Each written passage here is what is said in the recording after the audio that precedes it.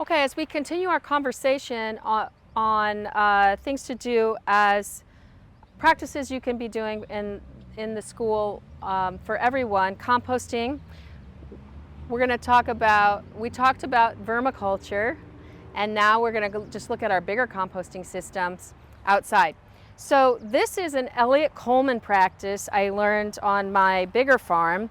I did add a twist to it, but basically Eliot Coleman talked about composting where you're going to use the compost.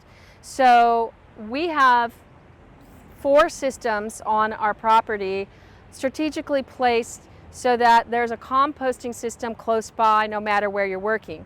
This is one that we just used this year, so we're starting it over again. And the Eliot Coleman part is the creating the walls with hay bales, or I should say straw bales, sorry.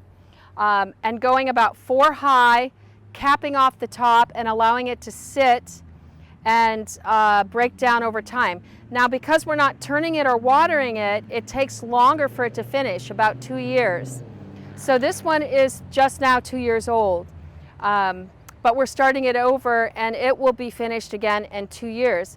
So making the walls first with the straw and adding walls as our ingredients start to pile up. But what I added is the trellis around it because it makes sense to me that in an urban setting we want to use trellising whenever we can to maximize our grow space. So growing up is good, and it seems like the base of this would be super fertile because of all the breaking down that's going on even during this 2 years. So it's worked out really well. Now this one is just been planted. You can see the stuff is starting to climb on one side, and we've started to put plant matter in. So just a reminder, whenever you're making a compost pile, and this is the #1 consulting subject that I work with, is people tell me their composting piles aren't working. Well, and that's almost always, well, it is always because the recipe's not right. So if you look at our recipe, this is the most simplistic way to think about it. Carbons are browns in nature, things that are brown, things that were alive that are now dead. Nitrogens are the greens of nature, things that are still alive. And if we combine those in a ratio of 1 part, we're calling this energy material, which is the nitrogen, and 2 parts bulking agents, which are the carbons, and then we need to add air and water. The more close our ingredients are to this recipe, the faster it'll break down. And then stirring is what brings in the air, and of course rain or artificially, or sprinkling can add the water. One thing about city water is that there's a lot of chlorine in it, and so it's not ideal. So I keep a tub close by where I can fill it up and allow the chlorine to dissipate and then throw water on when it gets really dry, if I want to. But yeah, so this is the way we started out, and I want to move over and show you one that has gotten quite large and will finish probably next year. But in order for them to finish, you have to stop adding to them. So you have to give them that 2 years of breakdown time. So actually I wouldn't have one that'll finish next year because both of the other ones that are larger are still being added to. So I have to stop adding to it and then allow the breakdown time of 2 years and then use it. So the goal is to create that system so that every year you have 1 finishing and 1 starting. So whatever your needs are or your material available is to make that system work is what your goal is. Here we are at our largest compost center or system. It's built the same way with the locust poles and a trellis around. Started the same way with 4 stacked up straw bales, but they've already disappeared from the breakdown. And you can see the amount of finished and unfinished. So this one probably would do well to be just covered with a tarp or even a thick layer of straw and just allowed to finish off It might not even take 2 years for this guy. It's looking like it's really broken down. But you can see that there are beans, pole beans growing all around it. So it is also already doing its work of fertilizing and adding to the production. Any questions about composting? Have you guys had any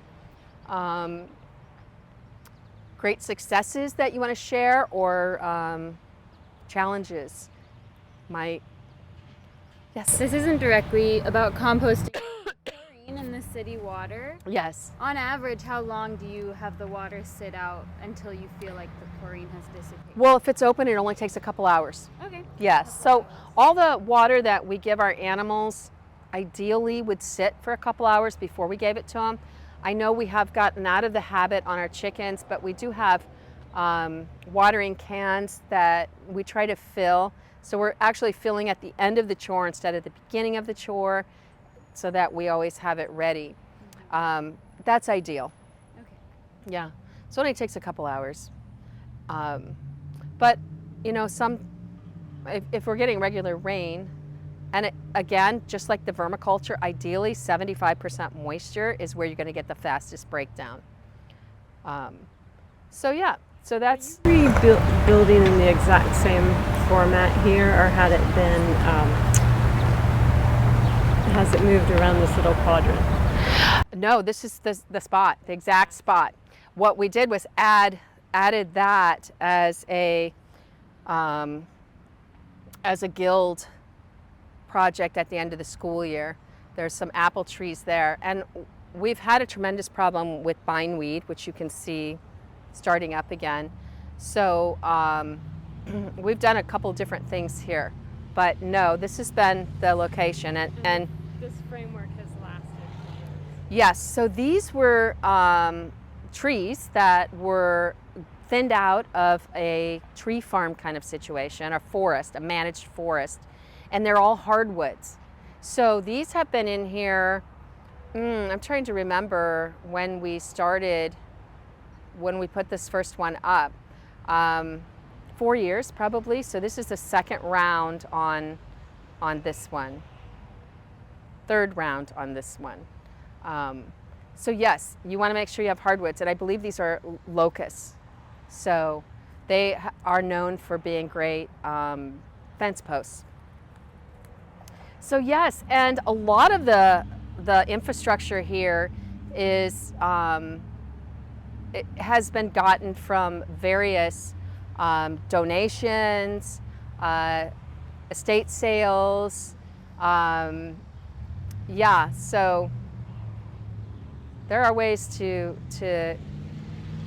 get things done at an affordable price.